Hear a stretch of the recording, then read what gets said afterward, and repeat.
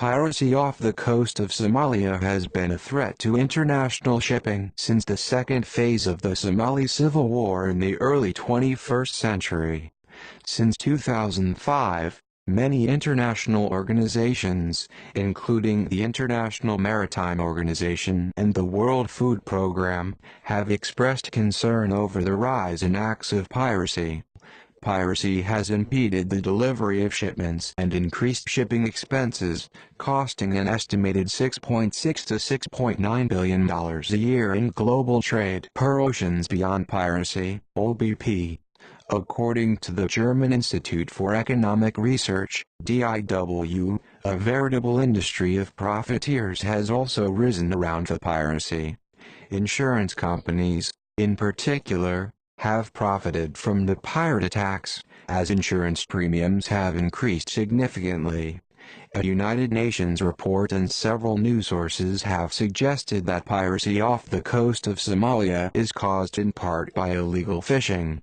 According to the DIW and the U.S. House Armed Services Committee, the dumping of toxic waste in Somali waters by foreign vessels has also severely constrained the ability of local fishermen to earn a living and forced many to turn to piracy instead. 70% of the local coastal communities strongly support the piracy as a form of national defense of the country's territorial waters, and the pirates believe they are protecting their fishing grounds and exacting justice and compensation for the marine resources stolen. Some reports have suggested that, in the absence of an effective national coast guard following the outbreak of the Civil War and the subsequent disintegration of the armed forces, local fishermen formed organized groups in order to protect their waters. This motivation is reflected in the names taken on by some of the pirate networks, such as the National Volunteer Coast Guard. However, as piracy has become substantially more lucrative in recent years, other reports have speculated that financial gain is now the primary motive for the pirates. Combined Task Force 150, a multinational coalition task force, took on the role of fighting piracy off of the coast of Somalia by establishing a Maritime Security Patrol Area, MSPA, within the Gulf of Aden. The increasing threat posed by piracy has also caused concern in India since most of its shipping trade routes pass through the Gulf of Aden. The Indian Navy responded to these concerns by deploying a warship in the region on the 23rd of October 2008. In September 2008, Russia announced that it too would join international efforts to combat piracy. Some reports have also accused certain government officials in Somalia of complicity with the pirates, with authorities from the Galmudug administration in the north-central Hobyo district reportedly attempting to use pirate gangs as a bulwark against Islamist insurgents from the nation's southern conflict zones.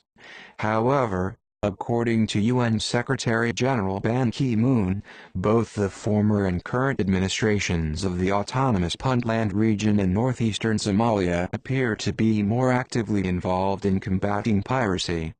The latter measures include on-land raids on pirate hideouts, and the construction of a new naval base in conjunction with Saracen International, a UK-based security company.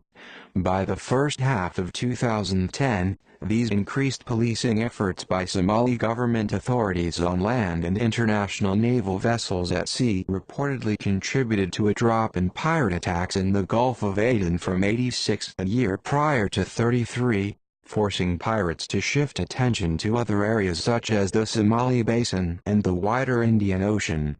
By the end of 2011, pirates managed to seize only 4 ships off of the coast of Somalia, 18 fewer than the 26 they had captured in each of the 2 previous years. They also attempted unsuccessful attacks on 52 other vessels, 16 fewer than the year prior. As of the 23rd of October 2012, the pirates were holding approximately 5 large ships with an estimated 143 hostages.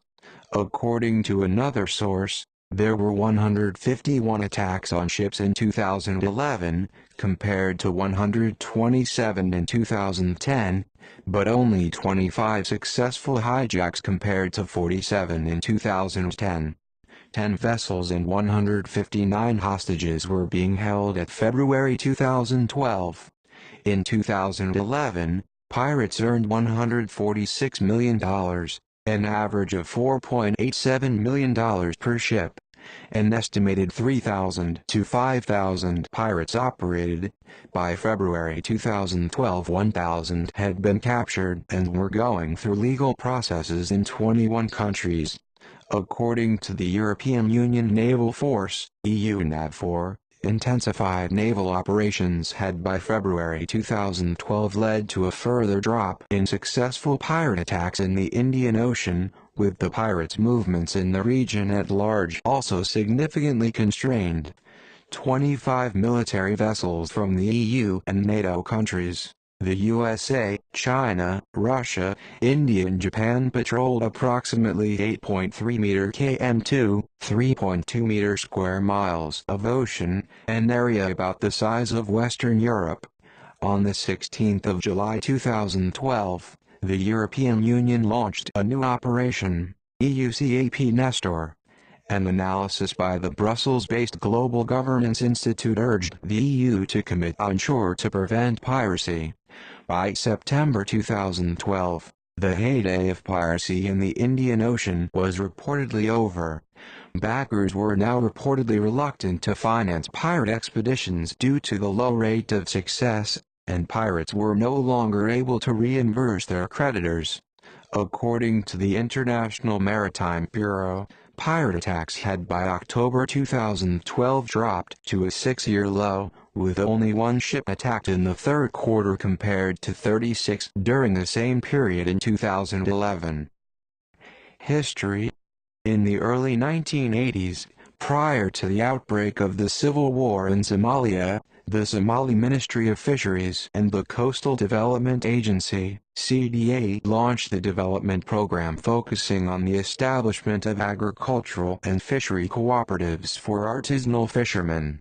It also received significant foreign investment funds for various fishery development projects, as the Somali fishing industry was considered to have a lot of potential owing to its unexploited marine stocks. The government at this time permitted foreign fishing through official licensing or joint venture agreements, forming two such partnerships in the Iraqi Somali Shiko and Italian Somali Summit Ventures. Somalia's coral reefs, ecological parks and protected areas. After the collapse of the central government in the ensuing civil war, the Somali Navy disbanded. With Somali territorial waters undefended, foreign fishing trawlers began illegally fishing on the Somali seaboard and ships from big companies started dumping waste off the coast of Somalia. This led to the erosion of the fish stock. Local fishermen subsequently started to band together to protect their resources. After seeing the profitability of ransom payments, some financiers and former militiamen later began to fund pirate activities, splitting the profits evenly with the pirates. In most of the hijackings, the pirates have not harmed their prisoners. Combined Task Force 150, a multinational coalition task force, subsequently took on the role of fighting piracy off the coast of Somalia by establishing a Maritime Security Patrol Area (MSPA) within the Gulf of Aden. However, many foreign naval vessels chasing pirates were forced to break off when the pirates entered Somali territorial waters. To address this, in June 2008, following a letter from the Somalian Transitional Federal Government, TFG, to the President of the UN Security Council requesting assistance for the TFG's efforts to tackle acts of piracy off the coast of Somalia, the UN Security Council unanimously passed a declaration authorizing nations that have the consent of the Transitional Federal Government to enter Somali territorial waters to deal with pirates. On the advice of lawyers, The Royal Navy and other international naval forces have often released suspected pirates that they have captured because, although the men are frequently armed, they have not been caught engaging in acts of piracy and have thus not technically committed the crime.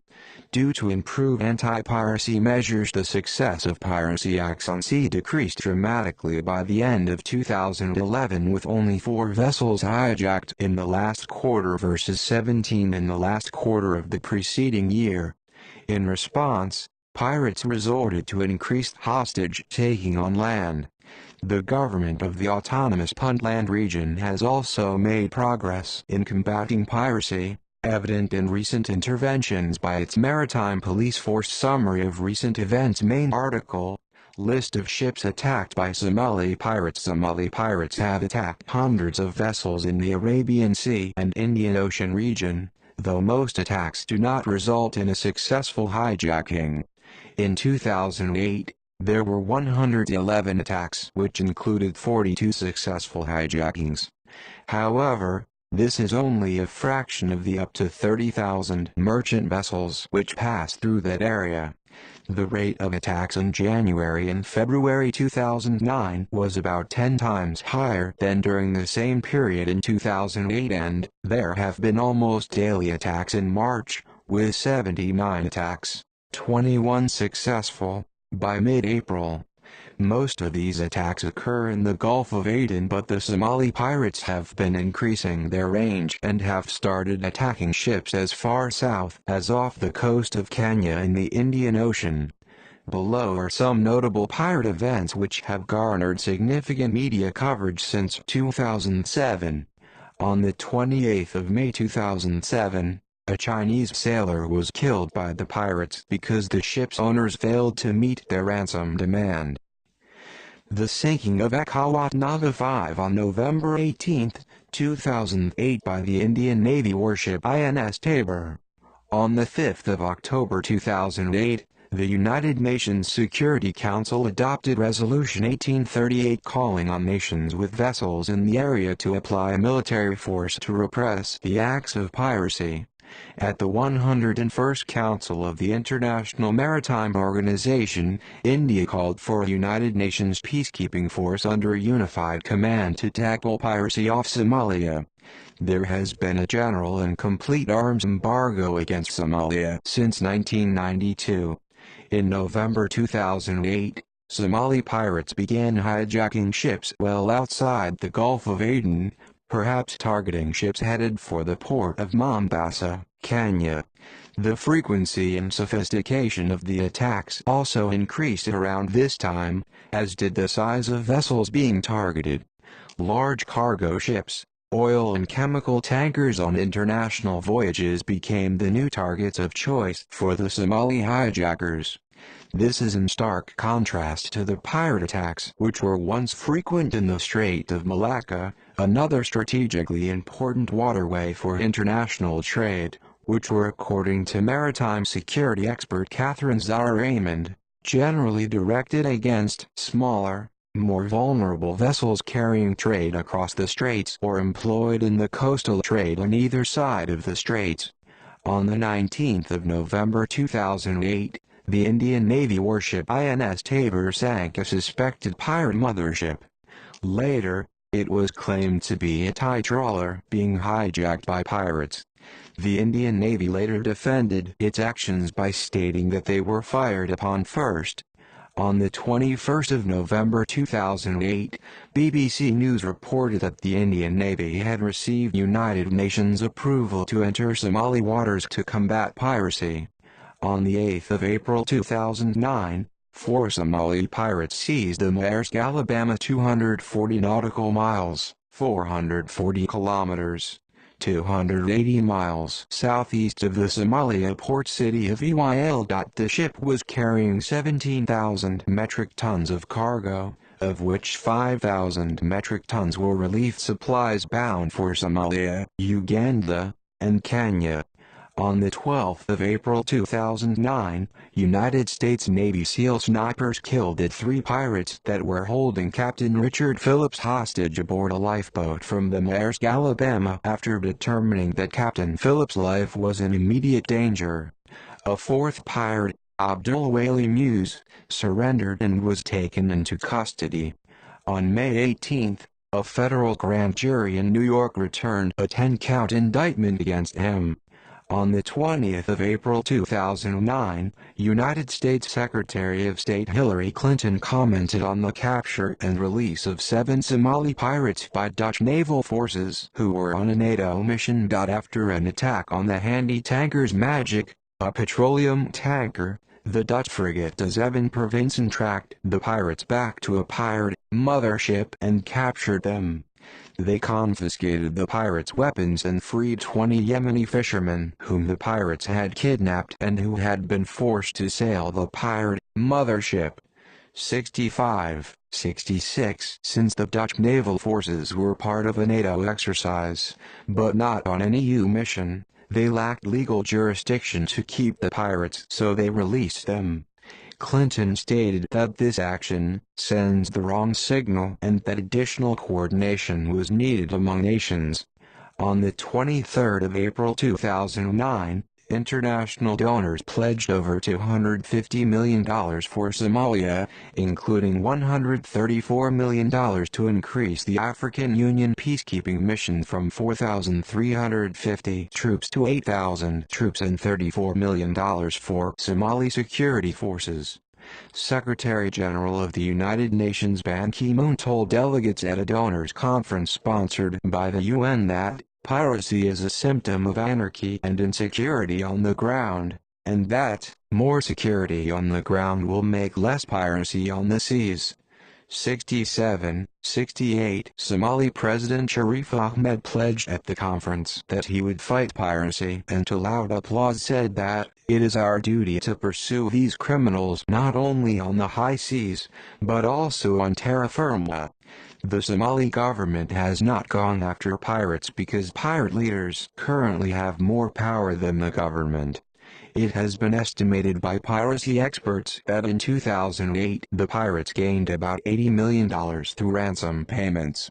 On the 2nd of May 2009, Somali pirates captured the MV Ariana with its 24 Ukrainian crew. The ship was released on the 10th of December 2009 after a ransom of almost $3 million was paid. Armed pirates in the Indian Ocean near Somalia. After the picture was taken, the vessel's crew members opened fire on U.S. Navy ships and the ship's crew members returned fire. 1 suspected pirate was killed and 12 were taken into custody. See engaged pirate vessels. On the 8th of November 2009, Somali pirates threatened that a kidnapped British couple, the Chandlers, would be punished if a German warship did not release 7 pirates. Ulmer, one of the pirates holding the British couple, claimed the 7 men were fishermen, but a European Union Naval Force spokesman stated they were captured as they fired AK-47 assault rifles at a French fishing vessel. The Chandlers were released on the 14th of November 2010 after 388 days of captivity. At least 2 ransom payments, reportedly over GBP 500,000, had been made. In April 2010, the Central Intelligence Agency (CIA) alluded to possible covert and overt action against the pirates. CIA officials had been publicly warning of this potential threat for months. In a Harper's Magazine article, a CIA official said, "We need to deal with this problem from the beach side, in concert with the ocean side, but we don't have an embassy in Somalia and limited, ineffective intelligence operations. We need to work in Somalia and in Lebanon, where a lot of the ransom money has changed hands. But our operations in Lebanon are a joke, and we have no presence at all in Somalia." In early May 2010, Russian special forces retook a Russian oil tanker that had been hijacked by 11 pirates. 1 died in the assault. and a week later Russian military officials reported that the remainder were free due to weaknesses in international law but died before reaching the Somali coast. Russian President Dmitry Medvedev had announced the day the ship was retaken that, "We will have to do what our forefathers did when they met the pirates until a suitable way of prosecuting them was available." On the 11th of May 2010, Somali pirates seized a Bulgarian flagship in the Gulf of Aden. The Panga, with 15 Bulgarian crew members aboard, was en route from the Red Sea to India or Pakistan. This was the first such hijacking of a Bulgarian flagship. On the 12th of May 2010, Athens announced that Somali pirates have seized a Greek vessel in the Gulf of Aden with at least 24 people on board, including 2 Greek citizens and some Filipinos. The vessel, sailing under the Liberian flag, was transporting iron from Ukraine to China. On the 14th of January 2011, while speaking to reporters, Commodore Michiel Hijmans of the Royal Netherlands Navy stated that the use of hijacked vessels in more recent hijackings had led to an increased range of pirating activities, as well as difficulty to actively thwart future events due to the use of kidnapped sailors as human shields. On the 15th of January 2011, 13 Somali pirates seized the Samo Jewelry, a Maltese-flagged chemical carrier operated by Samo Shipping, 650 kilometers southeast of Muscat. The Republic of Korea Navy destroyer Choyung shadowed the Samo Jewelry for several days. In the early morning of the 21st of January 2011, 25 ROK Navy SEALs on small boats launched from the Choyung boarded the Samo Jewelry while the Choyung's Westland Superlynx provided covering fire. 8 pirates were killed and 5 captured in the operation. The crew of 21 was freed with the captain suffering a gunshot wound to the stomach.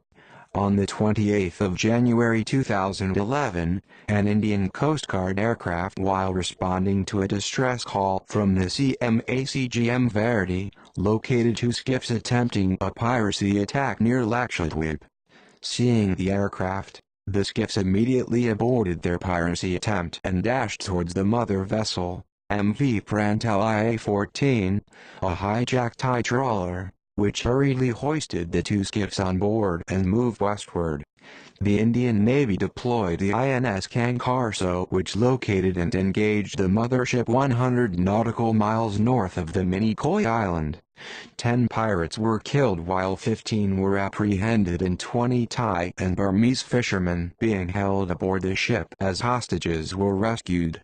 Within a week of its previous success, the Indian Navy captured another hijacked Thai trawler, MV Prince AA-11, and captured 28 pirates aboard in an operation undertaken by the INS Terpureuzu into receiving information that a Greek merchant ship had been attacked by pirates on board high-speed boats, although it had managed to avoid capture.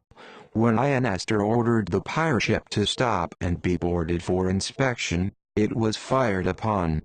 The INS returned fire in which 3 pirates were injured and caused the pirates to raise a white flag indicating their surrender. The INS subsequently joined by CGS Samer of the Indian Coast Guard.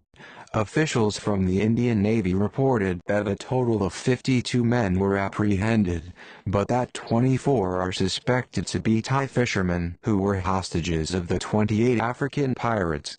In late February 2011, piracy targeting smaller yachts and collecting ransom made headlines when 4 Americans were killed aboard their vessel, the Quest, by their captors, while a military ship shadowed them. A federal court in Norfolk, Virginia, sentenced 3 members of the gang that seized the yacht to life imprisonment. On the 24th of February 2011, a Danish family on a yacht were captured by pirates. In March 2011, the Indian Navy intercepted a pirate mother vessel 600 nautical miles west of the Indian coast in the Arabian Sea on Monday and rescued 13 hostages.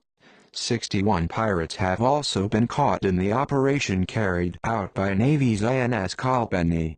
In late March 2011, Indian Navy seized 16 suspected pirates after a 3-hour-long battle in the Arabian Sea. The Navy also rescued 16 crew members of a hijacked Iranian ship west of the Lakshadweep Islands. The crew included 12 Iranians and 4 Pakistanis.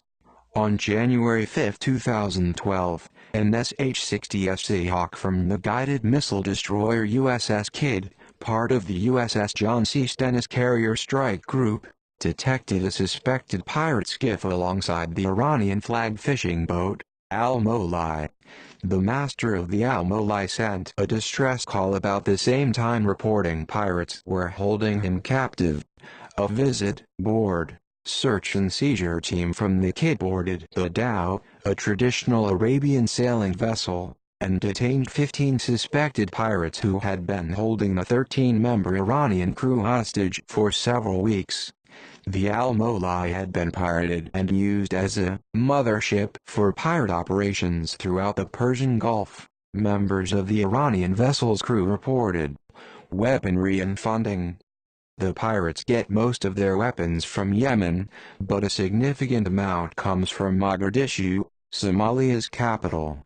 Weapons dealers in the capital receive a deposit from a halal dealer on behalf of the pirates, and the weapons are then driven to Puntland where the pirates pay the balance. Various photographs of pirates in situ indicate that their weapons are predominantly AKMs, RPG-7s, AK-47s, and semi-automatic pistols such as the TT-30. Additionally, given the particular origin of their weaponry, they are likely to have hand grenades such as the RGB-5 or F1. The funding of piracy operations is now structured in a stock exchange, with investors buying and selling shares in upcoming attacks in a bourse in Harare. Pirates say ransom money is paid in large denomination US dollar bills. It is delivered to them in burlap sacks which are either dropped from helicopters or cased in waterproof suitcases loaded onto tiny skiffs. Ransom money has also been delivered to pirates via parachute, as happened in January 2009 when an orange container with $3 million cash inside was dropped onto the deck of the supertanker MV Sirius Star to secure the release of ship and crew. To authenticate the banknotes, pirates use currency counting machines, the same technology used at foreign exchange bureaus worldwide. According to one pirate, these machines are, in turn, purchased from business connections in Dubai, Djibouti, and other areas. Hostages seized by the pirates usually have to wait 45 days or more for the ship's owners to pay the ransom and secure their release. In 2008, there were also allegations that the pirates received assistance from some members of the Somali diaspora. Somali expatriates, including some members of the Somali community in Canada, reputedly offered funds, equipment and information.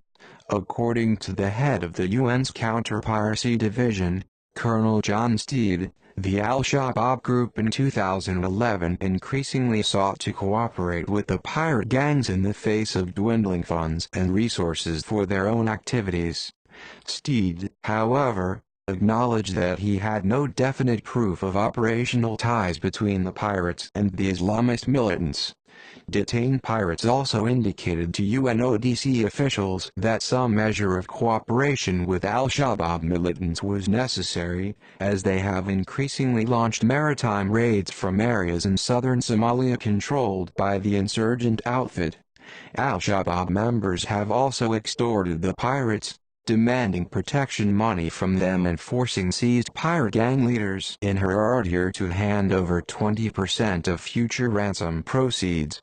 There have also been ties with Al-Qaeda receiving funding from pirate operations. A maritime intelligence source told CBS News that it was inconceivable to Western intelligence agencies that Al-Qaeda would not be getting some financial reward from the successful hijackings.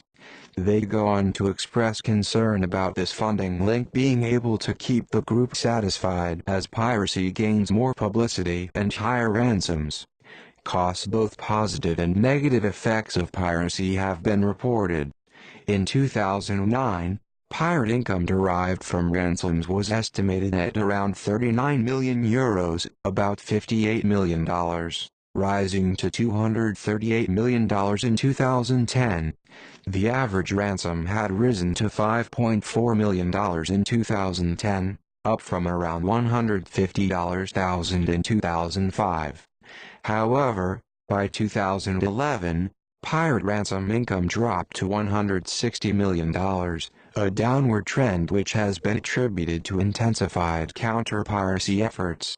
Besides the actual cost of paying ransoms, various attempts have been made at gauging indirect costs stemming from the piracy, especially those reportedly incurred over the course of anti-piracy initiatives.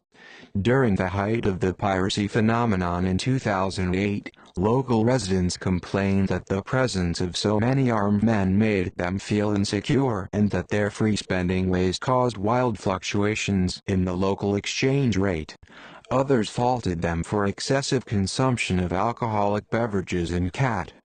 A 2010 report suggested that piracy off the coast of Somalia led to a decrease of revenue for Egypt as fewer ships use the Suez Canal, estimated loss of about $642 million, impeded trade with neighboring countries, and negatively impacted tourism and fishing in the Seychelles. According to Sky News, around 50% of the world's containers passed through the Horn of Africa coastline as of 2012. The European Union Naval Force, EU NAVFOR, has a yearly budget of over 8 million euros earmarked for patrolling the 3.2 million square miles. A 2011 report by Oceans Beyond Piracy, OBP, suggested that the indirect costs of piracy were much higher and estimated to be between $6.6 to $6.9 billion, as they also included insurance, naval support, legal proceedings, rerouting of slower ships, and individual protective steps taken by shipowners. Another report from 2011 published by the consultancy firm Geopoliticity Incorporated investigated the causes and consequences of international piracy, with a particular focus on such activity off the coast of Somalia. The paper asserted that what began as an attempt in the mid-1990s by Somali fishermen to protect their territorial waters has extended far beyond their seaboard and grown into an emerging market in its own right. Due to potentially substantial financial rewards, the report hypothesized that the number of new pirates could swell by 400 persons annually, that pirate ransom income could in turn rise to $400 million per year by 2015, and that piracy costs as a whole could increase to $15 billion over the same period. According to a 2012 investigative piece by the Somalia Report, the OBP paper and other similar reports that attempt to calibrate the global cost of piracy produce inaccurate estimates based on a variety of factors. Most saliently, instead of comparing the actual cost of piracy with the considerable benefits derived from the phenomenon by the maritime industry and local parties capitalizing on capacity-building initiatives, the OBP paper conflated the alleged piracy costs with the large premiums made by insurance companies and lumped them together with governmental and societal costs. The report also exaggerated the impact that piracy has had on the shipping sector, an industry which has grown steadily in size from 25,000 billion tons miles to 35,000 billion tons miles since the rise of Indian Ocean piracy in 2005. Moreover, the global costs of piracy reportedly represent a small fraction of total maritime shipping expenses and are significantly lower than more routine costs, such as those brought on by port theft, bad weather conditions or fuel-related issues. In the United States alone, the National Cargo Security Council estimated that between $15 billion were stolen from ports in 2003, a figure several times higher than the projected global cost of piracy. Additionally, while the OBP paper alleged that pirate activity has had a significantly negative impact on regional economies, particularly the Kenyan tourism industry. Tourist-derived revenue in Kenya rose by 32% in 2011. According to the Somalia report investigation, the OBP paper also did not factor into its calculations the overall decline in successful pirate attacks beginning in the second half of 2011, a downward trend largely brought about by the increasing use of armed guards. Self-Defense, the third volume of the handbook, Best Management Practices to Deter Piracy Off the Coast of Somalia and in the Arabian Sea Area, known as BMP3, is the current authoritative guide for merchant ships on self-defense against pirates. The guide is issued and updated by a consortium of interested international shipping and trading organizations including the EU, NATO and the International Maritime Bureau. It is distributed primarily by the Maritime Security Center, Horn of Africa, MSCHOE, the Planning and Coordination Authority for EU Naval Forces, EUNAVFOR. BMP3 encourages vessels to register their voyages through the region with MSCHOE as this registration is a key component of the operation of the International Recommended Transit Corridor, IRTC, the Navy-patrolled route through the Gulf of Aden. BMP3 also contains a chapter entitled, Self-Protective Measures, which lays out a list of steps a merchant vessel can take on its own to make itself less of a target to pirates and make it better able to repel an attack if one occurs. This list includes doing things like ringing the deck of the ship with razor wire, rigging fire hoses to spray seawater over the side of the ship to hinder boardings, having a distinctive pirate alarm, hardening the bridge against gunfire and creating a citadel where the crew can retreat in the event pirates get on board. Other unofficial self-defense measures that can be found on merchant vessels include the setting up of mannequins posing as armed guards or firing flares at the pirates. Though it varies by country, generally peacetime law in the 20th and 21st centuries has not allowed merchant vessels to carry weapons. As a response to the rise in modern piracy, however, the U.S. government changed its rules so that it is now possible for U.S.-flagged vessels to embark a team of armed private security guards. Other countries and organizations have similarly followed suit. This has given birth to a new breed of private security companies who provide training and protection for crew members and cargo and have proved effective in countering pirate attacks. The USCG leaves it to ship owners' discretion to determine if those guards will be armed. Seychelles has become a central location for international anti-piracy operations, hosting the Anti-Piracy Operations Center for the Indian Ocean. In 2008, VSOS became the first authorized armed maritime security company to operate in the Indian Ocean region.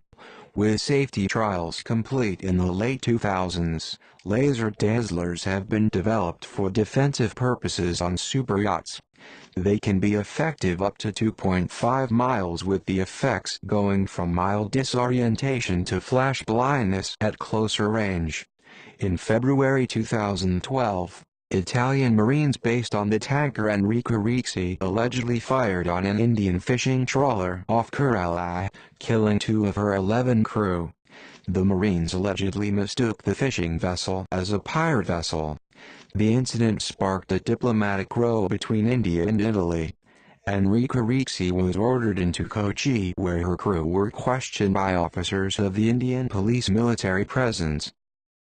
Ships of the Multinational Fleet Combined Task Force 150, March 2004. From the left, DMF 213 Augsburg, JMSDF DD 106 Samidare, RNZNF 111 Taymana, JMSDF DDG 175 Myoko, MMIF 573 Sirocco, Spanish Navy Victoria, F-82, U.S. Navy USS Leyte Gulf, JMSDF AOE 422 Tawada, USS Cushing. The military response to pirate attacks has brought about a rare show of unity by countries that are either openly hostile to each other, or at least wary of cooperation, military or otherwise. Currently there are 3 international naval task forces in the region, with numerous national vessels and task forces entering and leaving the region, engaging in counter-piracy operations for various lengths of time. The 3 international task forces which comprise the bulk of counter-piracy operations are Combined Task Force 150, whose overarching mission is Operation Enduring Freedom, Combined Task Force 151, which was set up in 2009 specifically to run counter-piracy operations, and the EU Naval Task Force operating under Operation Atalanta. All counter-piracy operations are coordinated through a monthly planning conference called Shared Awareness and Deconfliction (SHADE), originally having representatives only from NATO, the EU, and the Combined Maritime Forces (CMF) HQ in Bahrain. It now regularly attracts representatives from over 20 countries. Part of Operation Atalanta, the Mistral-class frigate ITS Mistral, F-570, prepares to take on fuel alongside the amphibious assault ship USS Tarawa, LHA-1, during an underway replenishment in the Indian Ocean. As part of the international effort, Europe plays a significant role in combating piracy off of the coast of the Horn of Africa. The European Union under the Common Security and Defence Policy (CSDP) launched EU NAVFOR Somalia, Operation Atalanta, in support of Resolutions 1814, 2008, 1816, 2008, 1838, 2008 and 1846, 2008 of the United Nations Security Council (UNSC). This operation is working to protect humanitarian aid and reduce the disruption to the shipping routes and the destabilizing of the maritime environment in the region. To date, 26 countries have brought some kind of contribution to the operation.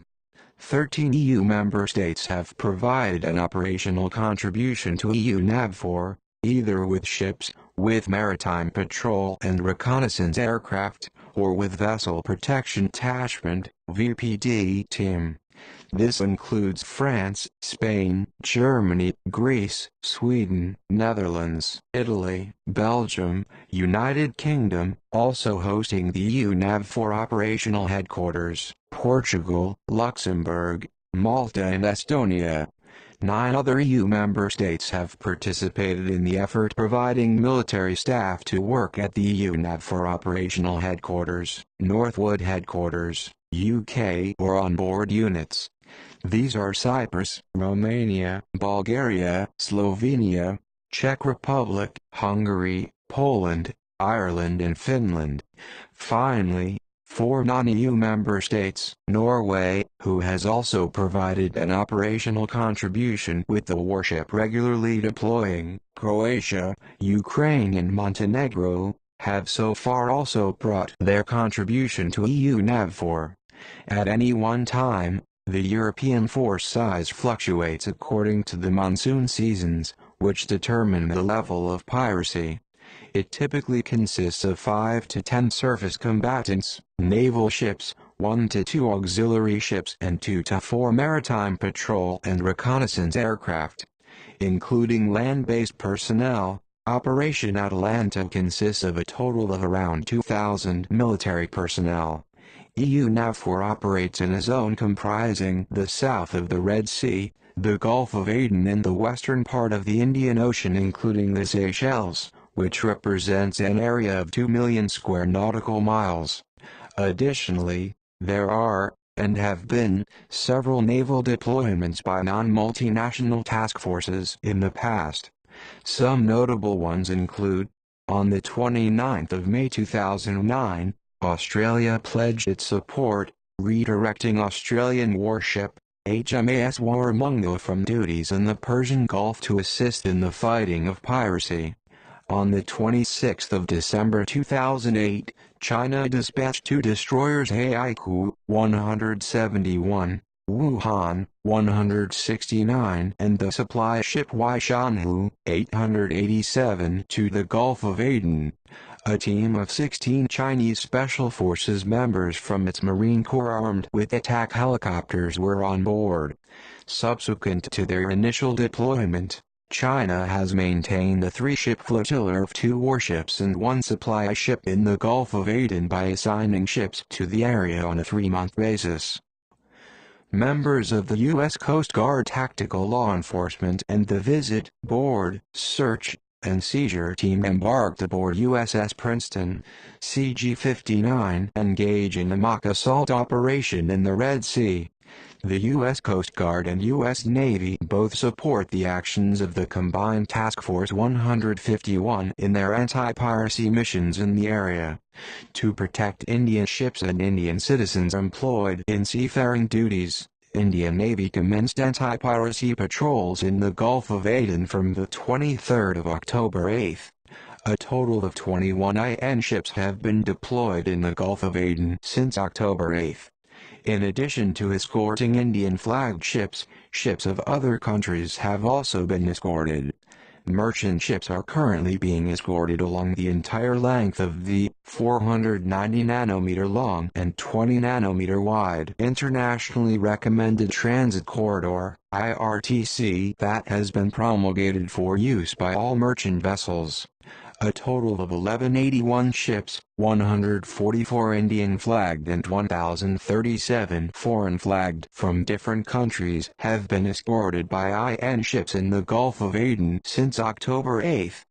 During its deployments for anti-piracy operations, the Indian naval ships have prevented 15 piracy attempts on merchant vessels. In response to the increased activity of the INS Tabor, India sought to augment its naval force in the Gulf of Aden by deploying the larger INS Mysore to patrol the area. Somalia also added India to its list of states, including the US and France, who are permitted to enter its territorial waters, extending up to 12 nautical miles, 22 kilometers. 14 miles from the coastline, in an effort to check piracy. An Indian naval official confirmed receipt of a letter acceding to India's prerogative to check such piracy. We had put up a request before the Somali government to play a greater role in suppressing piracy in the Gulf of Aden in view of the United Nations resolution. The TFG government gave its nod recently. India also expressed consideration to deploy up to 4 more warships in the region. On the 14th of March 2011, the Indian Navy reportedly had seized 61 pirates and rescued 13 crew from the vessel, which had been used as a mothership from where pirates launched attacks around the Indian Ocean. Meanwhile, a Bangladeshi ship hijacked by pirates last year was freed after ransom was paid. Norway announced on the 27th of February 2009 that it would send the frigate HMS Fridtjof Nansen to the coast of Somalia to fight piracy. Royal Norwegian Navy Fridtjof Nansen joined EU NAVFOR's International Naval Force in August. Russia also chose to send more warships to combat piracy near Somalia following the announcement from the International Maritime Bureau terming the menace as having gone out of control. Anti-piracy boarding, December 2011. Due to their proximity to Somalia, the Coast Guard of Seychelles has become increasingly involved in counter-piracy in the region. On the 30th of March 2010, a Seychelles Coast Guard Trincat-class patrol vessel rescued 27 hostages and sank 2 pirate vessels. Other non-NATO and non-EU countries have, at one time or another, contributed to counter-piracy operations. Pakistan, South Korea, Japan, Thailand, Malaysia, Saudi Arabia and Iran have all sent ships to the region, sometimes joining with the existing CTFs, sometimes operating independently. Royal Australian Air Force Lockheed P-3 Orion surveillance plane patrol the ocean between the southern coast of Oman and the Horn of Africa. The anti-piracy flights are operated from UAE. The Spanish Air Force also deployed P-3s to assist the international effort against piracy in Somalia. On the 29th of October 2008, a Spanish P-3 aircraft patrolling the coast of Somalia reacted to a distress call from an oil tanker in the Gulf of Aden. In order to deter the pirates, the aircraft flew over the pirates 3 times as they attempted to board a tanker, dropping a smoke bomb on each pass. After the 3rd pass, the attacking pirate boats broke off their attack. Later, on the 29th of March 2009, the same P-3 pursued the assailants of the German Navy tanker Spessart, A1442, resulting in the capture of the pirates. In April 2011, the Portuguese Air Force also contributed to Operation Ocean Shield by sending a P-3C which had early success when on its 5th mission detected a pirate whaler with 2 attack skiffs. A maritime conference was also held in Mombasa to discuss the rising concern of regional piracy with a view to give regional and world governments recommendations to deal with the menace. The International Transport Workers Federation, ITWF, organized the Regional African Maritime Unions Conference, the first of its kind in Africa. Godfrey Matata Onyango, Executive Secretary of the Northern Corridor Transit Coordination Authority, said that, "We cannot ignore to discuss the piracy menace because it poses a huge challenge to the maritime industry, and if not controlled, it threats to chop off the regional internal trade. The cost of shipping will definitely rise as a result of the increased war insurance premium due to the high risk off the Gulf of Aden." In 2008, Pakistan offered the services of the Pakistan Navy to the United Nations in order to help combat the piracy in Somalia, provided a clear mandate was given. Recent years, other reports have speculated that financial gain is now the primary motive for the pirates. Combined Task Force 150, a multinational coalition task force, took on the role of fighting piracy off of the coast of Somalia by establishing a Maritime Security Patrol Area (MSPA) within the Gulf of Aden. The increasing threat posed by piracy has also caused concern in India since most of its shipping trade routes pass through the Gulf of Aden.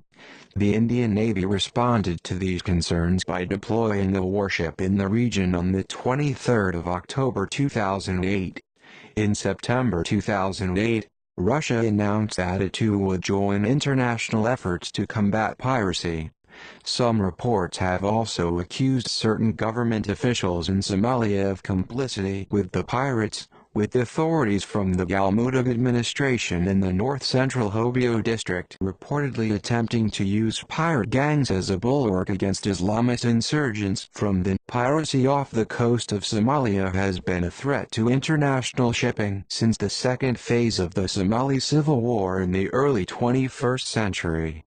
Since 2005, many international organizations, including the International Maritime Organization and the World Food Programme, have expressed concern over the rise in acts of piracy. Piracy has impeded the delivery of shipments and increased shipping expenses, costing an estimated $6.6 to $6.9 billion a year in global trade per Oceans Beyond Piracy, OBP.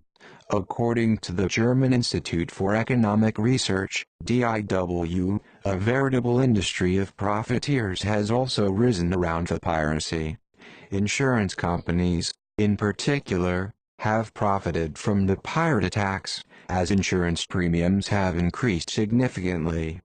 A United Nations report and several news sources have suggested that piracy off the coast of Somalia is caused in part by illegal fishing in the nation's southern conflict zones. However, according to UN Secretary-General Ban Ki-moon, both the former and current administrations of the autonomous Puntland region in northeastern Somalia appear to be more actively involved in combating piracy. The latter measures include on-land raids on pirate hideouts, and the construction of a new naval base in conjunction with Saracen International, a UK-based security company. By the first half of 2010, these increased policing efforts by Somali government authorities on land and international naval vessels at sea reportedly contributed to a drop in pirate attacks in the Gulf of Aden from 86 a year prior to 33, forcing pirates to shift attention to other areas such as the Somali Basin and the wider Indian Ocean. By the end of 2011, pirates managed to seize only 4 ships off of the coast of Somalia, 18 fewer than the 26 they had captured in each of the 2 previous years. They also attempted unsuccessful attacks on 52 other vessels, 16 fewer than the year prior. As of the 23rd of October 2012, the pirates were holding approximately 5 large ships with an estimated 143 hostages. According to another source, there were 151 attacks on ships in 2011, compared to 127 in 2010, but only 25 successful hijacks compared to 47 in 2010.